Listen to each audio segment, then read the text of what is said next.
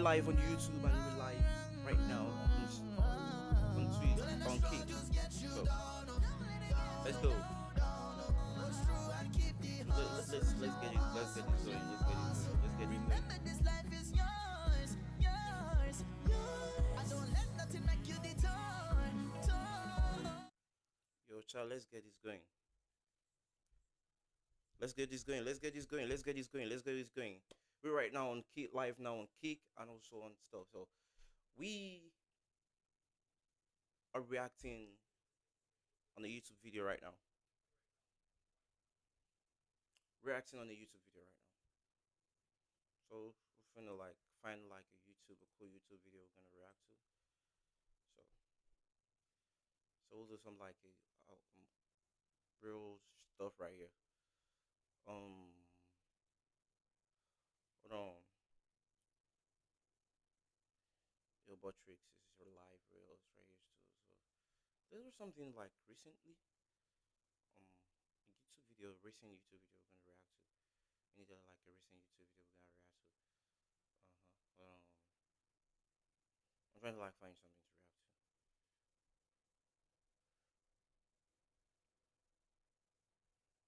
I'm trying to like find something to react to.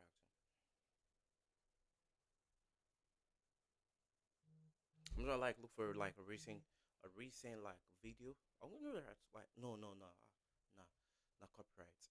YouTube copyright. YouTube copyright. YouTube copyright. YouTube copyright.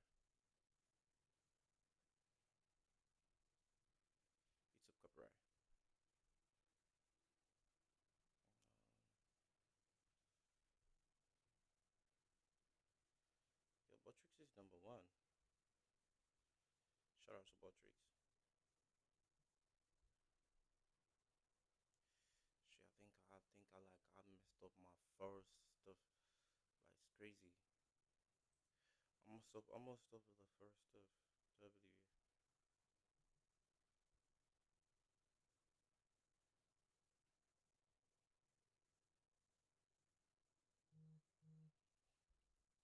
Yo, we got 5 people on the stream right now. Yo, you're welcome to the live stream if you're watching. My name is Lucian Ravy.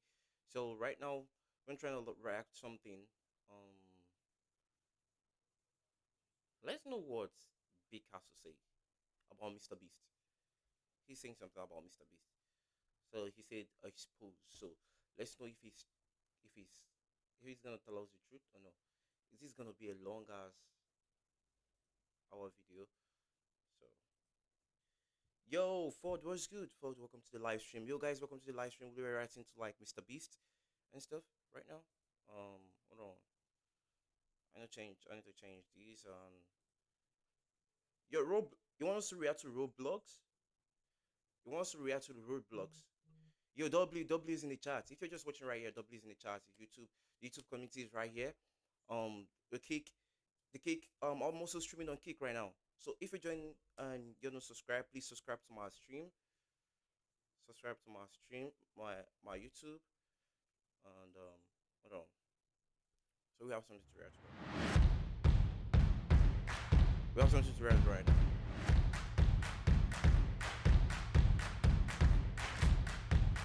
So YouTube says we react to hold on. So what happens when a criminal who went to prison and a former NYPD detective spend 100 days locked inside a prison built by Mr. Beast, the biggest YouTuber in the world? I sat down with my co-contestant Lenny Bradley to break down our insane journey, how we survived the 100-day challenge, what it was really like behind the scenes, winning $240,000 each, and his first impression of me. You don't want to miss this one. We're live on YouTube right now as well. Lenny, welcome to Locked In, man. It's so crazy that we were in the Mr. Beast video together. I was describing everything I do for work, and now here we are sitting here a couple months later. Bro, I mean, you're savage, bro. You're absolute savage. When you first told me, obviously when you first meet a person, get the name, you ask them what they do, you know, you told me that you have... Bro, like, you have to fix that.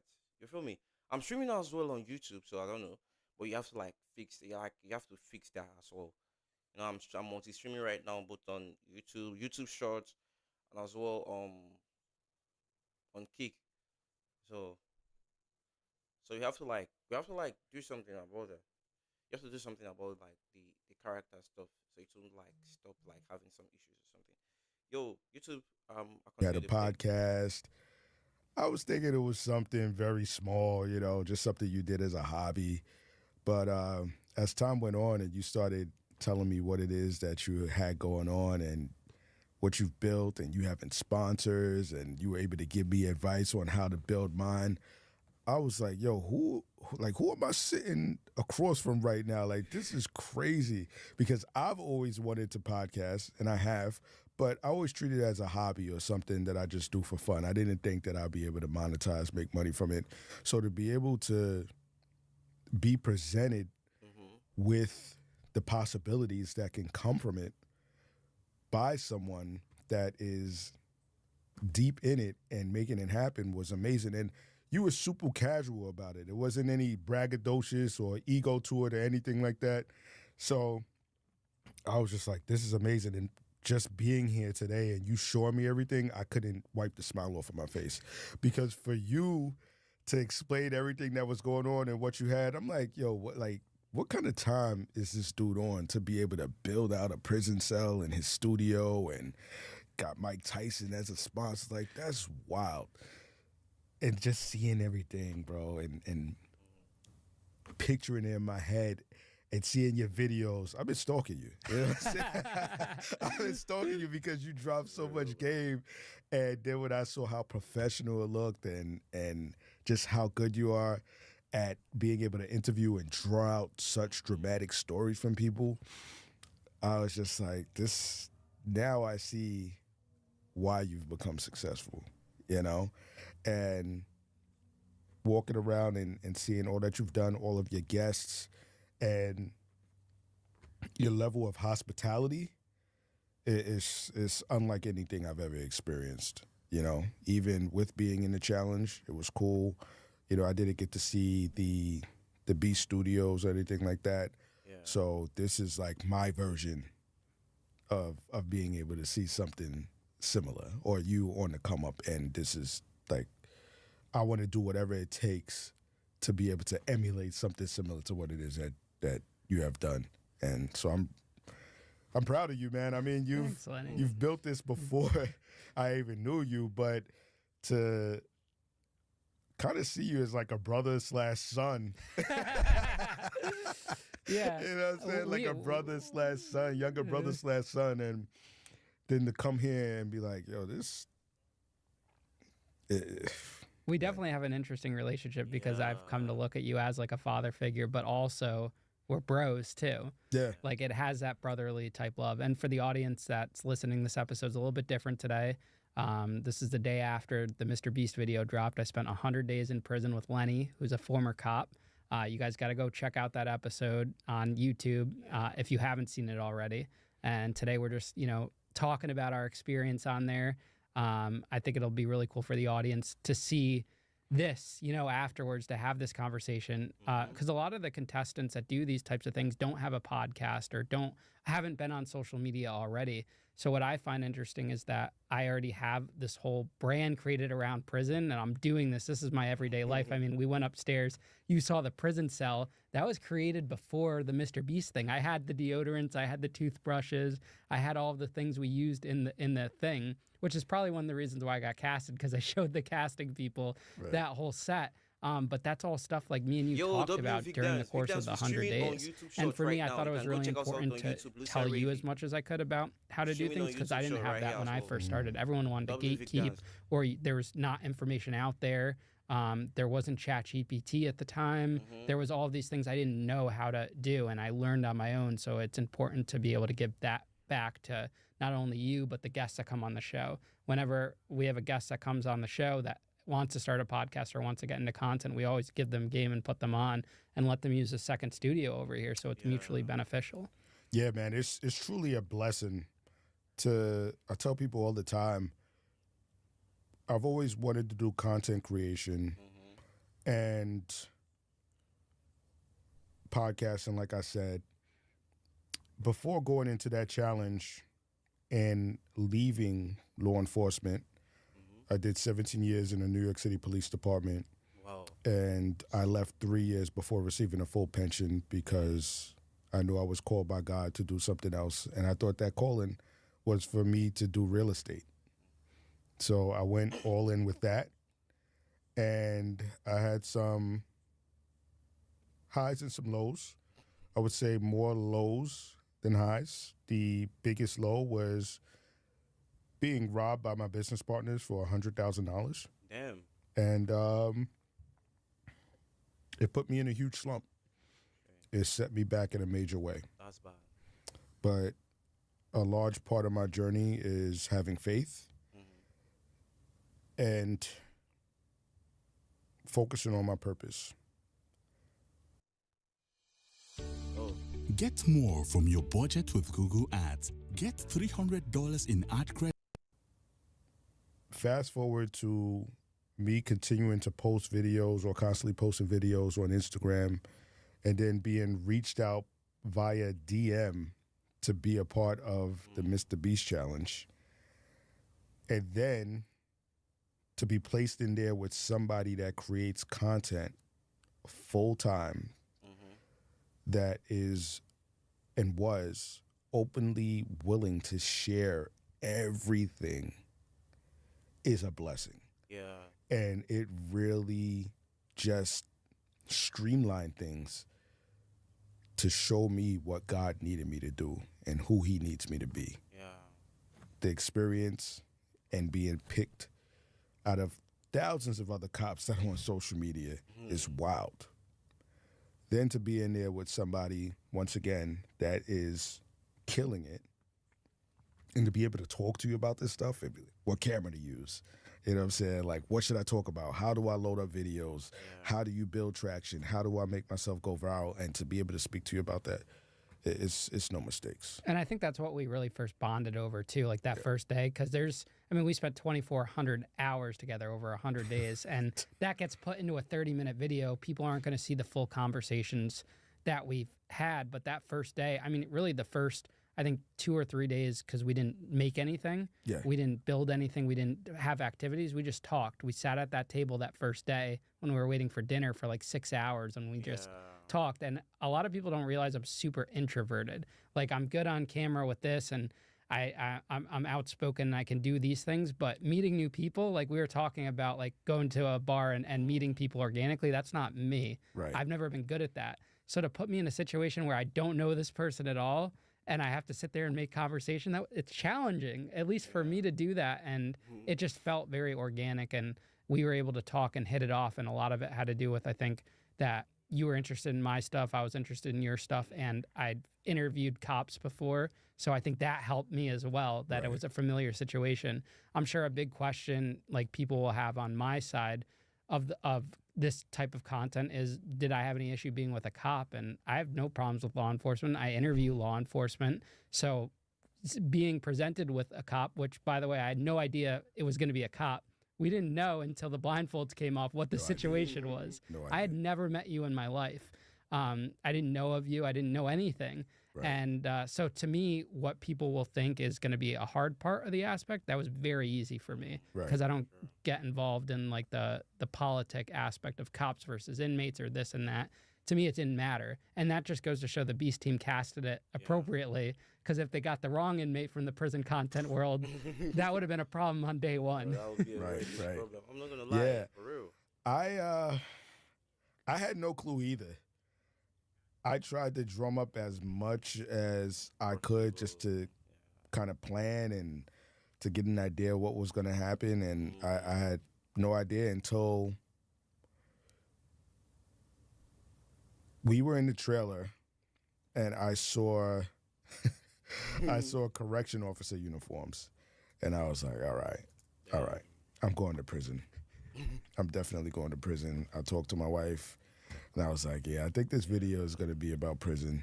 And, I said, I love you. I said, I'll be talking to you. And that was it. And then I started putting on the uniform. They had me put on the uniform, blindfolded me, and transported us Yeah. to the location. They placed me in a van with you. What was it, like a van or a truck or something like that? We Right? were, I think they kept moving us around. We were in a car, then we went into a go-kart or like a golf cart, and then from the side-by-sides that we'd see them whipping around, and then Yeah. from there we went into an actual prison van, which we're not even going to see, or we're seeing for the first time once the video comes out, but Right. we had no idea what this van looked like. We're blindfolded, and they just said, don't talk to the person. There's someone there, don't talk to him. Exactly. And I thought you were an old white guy because you said like okay and like a deep voice. I was like, okay, I'm with like some old white guy. That was my first initial impression. Yeah. What was your first impression when you saw me for the first time and you knew I was a criminal? Oh man, my first impression was when they took us out of the van, and being that we were blindfolded, there was a little bit of space under the blindfold. So I'm trying to see whatever it is that I can. All I can really see is my feet, my legs, and then if I looked over to my right or looked over to my left, I could see you. But what I saw were your arms. And I saw a bunch of tattoos on them, and I was like, oh, man. So as I'm looking under the blindfold, I'm trying to make sure you don't have any, like, A new follower. crazy Aryan paraphernalia on your arms or something like that. You know, those swastikas, nothing crazy. So I'm thinking to myself, all right, I'm in here with a criminal. Yeah. This is definitely going to be a criminal. I just got to make sure that I keep myself composed. I don't want to think anything. I don't want to think anything crazy too soon, right? And we walk into the prison, and once we walk into the prison, they take off our blindfolds, and I look over at you. First, I'm looking at your arms again, then I look up, and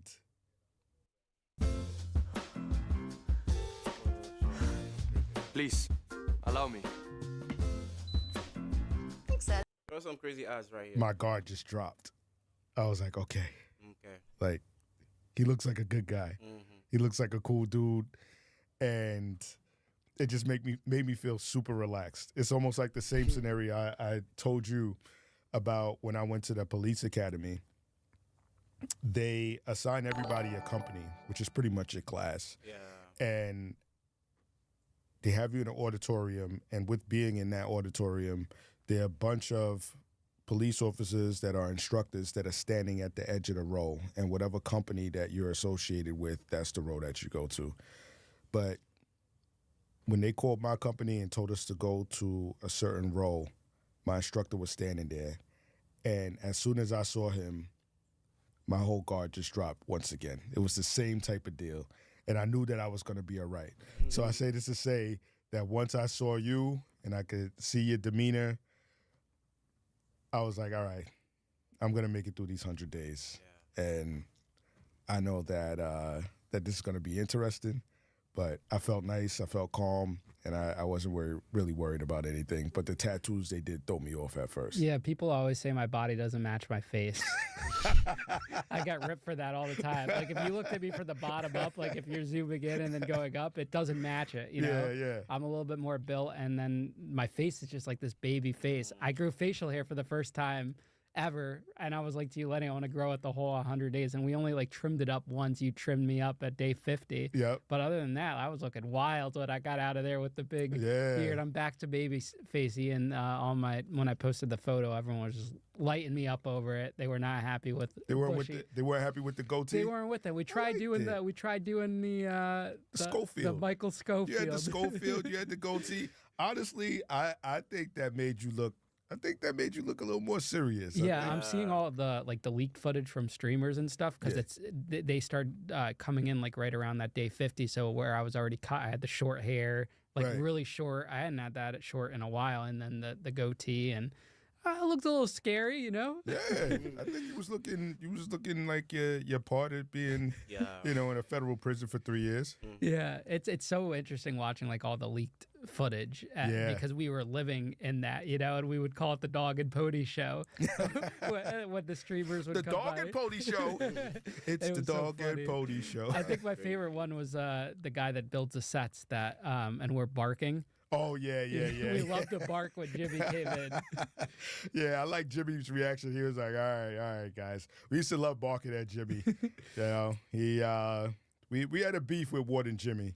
So that was our way of getting back at him whenever we saw him. And I think that's what the audience is going to see a lot too, is me arguing with Jimmy I so loved many it. times. I went in, I wasn't afraid at all. loved Like it. I just I fought loved with it. Jimmy every challenge I possibly could, and it's something different, you know, Yeah. than what I think the audience that normally watches his videos is going to be used to. Yeah, I liked it because after you would do that, compared to the other videos that we would see, sorry, other contestants, but everybody was pretty, it seemed like they were either timid or it's just like, okay, let me go along with it.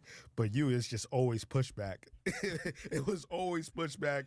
And I would look like, yo, this dude is crazy, bro. Like, this dude is crazy for real, for real. But I thought it was awesome because even after the challenge, we were still talking about the fact that you were going back and forth with them. And the funniest one was with the TV, bro. When they wheeled out the TV and you were like, what did Jimmy, are you freaking delirious? Like, that was raw emotion. There was no acting with that. I was just looking at you. I was like, yo, this dude is wild. Yeah, so something that everyone needs to know is that none of this is scripted. None. Like they just they like Jimmy shows up. You're on mic and camera 24 hours a day. There's no like you're filming during the day and then at night you get to use a phone or a laptop. I didn't get to talk to my family for 80 days when I begged him for that FaceTime on day 80. That's right. But other than that, there's no like when I got dogged on day 50 for the visit. When I went to solitary, I'm thinking, okay, we're doing this, we're filming this, and then they're just gonna show me the family that got the cut. You know, it's cool. Hours pass by. Nothing. Everything is real, legit. It's There's legit. nothing. It's legit. Like, And bro, like- for y'all that are in the comments, oh yeah, I could do 100 days. 100 days is gonna be nothing. I'm getting free food. I'm doing this. Yeah, all right. Yeah. When you're in there and you have no contact with the world, and you're missing your family if you do have a family, and you're not eating what you want to eat, it's hard. It's really hard. When you're not sleeping in a scenario or an environment that you're used to. Yeah. It's not an easy feat. So the guys and the gals in the comment section that think that you're gonna be able to do something like this, if you do get selected, you may be able to, but it's not a cakewalk like you think it is. It's truly legit. There was no, all right, every few days or so you get to call your family, you get to see them. Everything was 100% legit. And I'm kind of glad that they made it that way, even though it was tough, because it shows our true emotion. It brought out our true emotion. When I saw my family and I was crying and I covered up my face, that's raw emotion from me not seeing them, from me wondering how they were. That's true. And that's a fact. lot of people might not think that these videos are real, but I'll tell you what, ours was 100% real. So from my perspective, when I got casted in it, I had never seen a Mr. Beast video ever. I started watching him. I knew of him, and I started watching him once I got casted, and I was watching the 100-day videos specifically because I knew this was going to be a 100-day video, but they didn't say exactly what. They just said it's more than one person, and you're going to be away for probably 100 days. But I had a feeling it was going to be prison related because why else would they reach out to me when there's all these other influencers in the world? So it's got to be prison related. And then when I got to the trailer, I saw the orange jumpsuit and the tighty whities and the shoes. I'm like, oh my God, I'm back. Like they made it so real. Yeah. Having that all, put out and Right. whatnot. And so when I saw that, I was like, okay, you know what? This is going to be easy. I'm going back to prison. When I first got cast and I told, like Matt and a couple of my friends, they were like, the hardest part is going to be for you to have to convince the guy that you're with to stay. And I thought all along it was going to be an ordinary citizen because that would make the most sense. I don't think they were going to put two inmates together. Right. Had no idea it was ever going to be a cop. I think that makes it even better. Yeah. I was thinking maybe a prison guard, but I thought definitely an ordinary citizen. So when I got to the trailer and I saw that outlaid, because we hadn't seen the prison or anything, then I was like, okay, I was right. This is prison related. I got this, just like my friend said, hardest thing's going to be to convince the guy to stay. Yeah. Little did I know is that you would have a way easier time than me. I think after those first 10 days, bro, I almost quit. Probably 10 times. And then Really? all throughout the video, I wanted to quit. Like, just, like, I'm so glad I didn't. Yeah. And I think what really kept me going was not necessarily the money. It was more about what this video could do for me afterwards. Right. And I wasn't going to destroy the relationship with the Beast team by just leaving and the video not getting posted, or I just knew how important this video was to my content and to the bigger picture of things, and really breaking down the barriers that people and the feelings people have against inmates, because this is a whole different perspective of it. And I knew also going into it that I could never, like, my actions had to be based on not being the bad guy, which is how I played the game throughout the thing. Sure. And we see that in the first challenge when Jimmy has me almost in tears, making a decision to spend 25 grand Yeah. to get the rec yard. And I literally almost cried. Like, my face is getting red, and you guys will see it. It was really emotional because I didn't want to go into this being that bad person that everyone's going to expect that criminal to be. And you see that all the way through day 99 when we're faced with that last challenge. Right. Because they pit us against each other the whole entire time. Every challenge, every day, it's me versus you. Yeah. They never let us do anything as a team except for The Rock. But even in a way, it was me versus you too. Right. But yeah, I did not realize I was going to have the harder time than you during this experience. Yeah, I found that to be very ironic as well. But if you don't recall, Power Oil Light. Light enough for movement. Real enough for taste. not more than probably 10 minutes after taking off those blindfolds, when we went to the back to look at that money that was in that tank, you and I, we shook each other's hands, and we agreed to not screw each other over. Yeah. And we said that we were going to push through no matter what. I appreciate you for standing on your word, and I'm sure you feel the same, which is why I'm here right now. But yeah, for me, the only thing that got me through is my faith. Praying every day, praying multiple times throughout the course of the day, having 3 kids, an 11-year-old, an 8-year-old, and a 3-year-old, and a wife did not make it easy at all. And for you, I was like, bro, you were in a federal prison. Like, you had to worry about, as you say, getting your buns taken. You had to worry about things like that. And you had to worry about, extortion. You told me stories about extortion as well, and just really not having that option to leave. So I thought that you'd be able to bang it out easily. But what I would have to say is, with seeing everything that you built here and what you have going on here and your success, I can get it. Like, I get it because you're well within your purpose.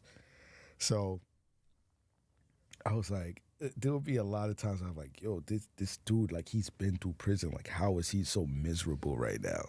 But I get it. Like, now I see. Yeah, I didn't realize. So, like, when I went to prison the first time, it was like a break from reality. I was in such a bad situation. And I think that's comparable to you doing this video. You got a break from life, a break from your situation. That's a fact. So when I went to prison the first time, I had that break, and all I could think about was rebuilding after, which is also dreadful at the same time, because it's like, that's a lot you have to do. I get out, I grind, I rebuild, and then I stumble upon this world and I do this. And then I never really had a time to step away from it and think about everything that happened after prison and life the last few years, because it's been 7 years now. So doing this video, you have all that time to reflect, and you're pulled away from the hustle and bustle out of it. And then you're like, wow, I really do have a great life that I have, way better than I could have ever dreamed. The life that I was, really thinking about when I was in real solitary in prison, that I wish I would have one day. And that hurts, being pulled away from that. When you find your purpose and you're pulled away from that, and you're stuck in an environment like the Mr. Beast video where you're literally doing nothing. I'm a guy that's like, go, go, go, doing all these things every day, to now this. That was the most mentally draining. It wasn't like the food or the different things like that, or the bed or things like that. Those all compile onto it. Sure. It was really the mental of not being able to do what I love. And I think that's comparable to, like, we take someone like Jimmy, Mr. Beast. I don't think he would be able to do 100 days. I mean, he would if he had to, but It's mentally, his brand. It's his brand. That's what he does. Yeah. So 100 That's his days thing, like, not for real. living the life he lives now, I think would be so hard for him to get through. Yeah. Yeah. That's a huge point that you bring to light. Yeah, that's deep. For me, I wasn't happy with where I was going. I was happy being around my family, spending time with them, but I didn't feel like I was within my purpose yet. I was still in search of it. And with me trying to get into real estate and having, eventually I did have some wins, but I still didn't feel fulfilled. And I was getting depressed. And I prayed to God. I said, give me something different. Change my life up a little bit, change my life up a bit, and just give me a different experience. And I was reached out to by a freelancing casting agent through TikTok. And little old me on TikTok, I have about 2,500 followers, nothing crazy, but I was very consistent with what I was posting in regards to law enforcement. And like I said, there's so many other police officers out there that have huge followings, 1.5, 300,000, and stuff like that. So I was reached out to by Helen. And she said, hey, how you doing? My name is Helen. I am a freelancer for Mr. Beast. We have a video that I think we might be interested in having you on. Would we be able to set up an interview? And I said, yeah, right. I was like, this is a scam. And I said that to her. I was like, there's no way in the world. So I just closed out the app.